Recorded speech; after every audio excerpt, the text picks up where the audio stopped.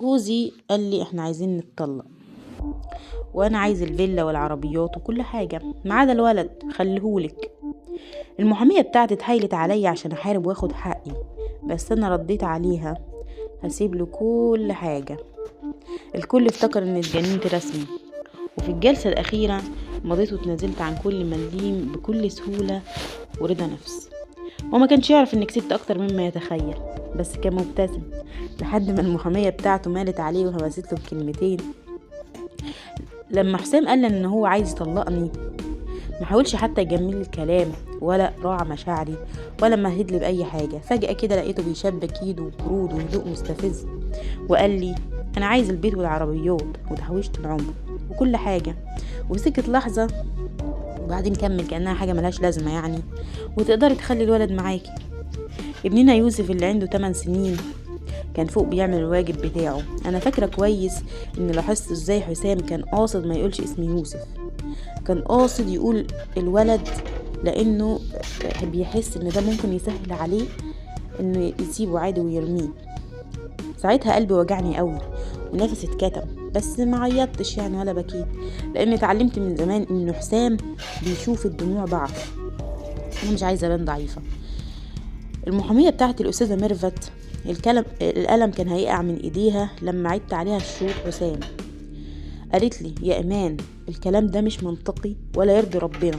انت دافعه يا بنتي شقه عمرك في البيت ده ومن حقك النص بالنص، والحضانه الكامله دي مش حاجه تسيبيها كده من غير تفاوض. رديت عليها انا عايزاه ياخد كل حاجه. بصيت لي كاني فقدت عقلي وقالت لي اتمنى ليه بتعملي في نفسك كده يا بنتي؟ ليه تعملي في نفسك كده وتتنازلي عن كل حاجه؟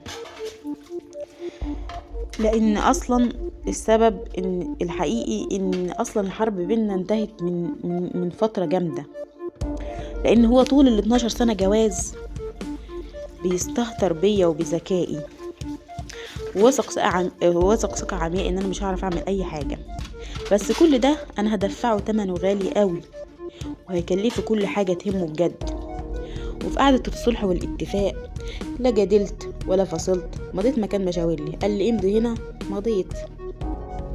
حسام ساعتها كان باين عليه طاير من الفرحة يا عيني، عمال ينقر بصوابع على الترابيزة ورسم في خياله انه قاعد لوحده في الفيلا الكبيرة وراكب عربيته الجديدة ورايق، مفيش وراه اي مسؤولية غير نفقة شهرية للولد كده يعني ملهاش لازمة. كان فاكرها مبلغ عبيط يعني بسيط. صحابي قالوا عليا متهورة ومجنونة، واختي قعدت تعيط وتترجاني اراجع نفسي. حتى الاستاذه ميرفت حاولت معايا لاخر مره وقالت بصوت واطي اكيد في سبب اللي بتعمليه ده، اتمنى يكون سبب يستاهل. قلت لها يستاهل جدا. والجلسه الاخيره كانت سريعه. القاضي راجع الاتفاق ورفع حاجبه باستغراب من الظلم اللي في التقسيمه، وسالني لو انا فاهمه ومستوعبه انا بتنازل عن ايه. قلت له ايوه. حسام ضحك لأول مرة من شهور ضحكته كانت عريضة وكلها رضا وانتصار. بصلي كأنه أخيرا كسب ماتش بقاله سنين بيلعبه. مضيت على الورقة النهائية وزقيت القلم ناحيته على الترابيزة. المحامية بتاعت حسام مالت عليه عشان تهمس له بكلمتين أو بحاجة كده يعني. فجأة ملامح وشه كلها اتغيرت وقلبت ألوان الطيف وهي بتقرا الملحق المرفق مع الورق. ضحكت حسام اتجمدت ووش كله قلب. في اللحظة دي بقى الحكاية الحقيقية بدأت.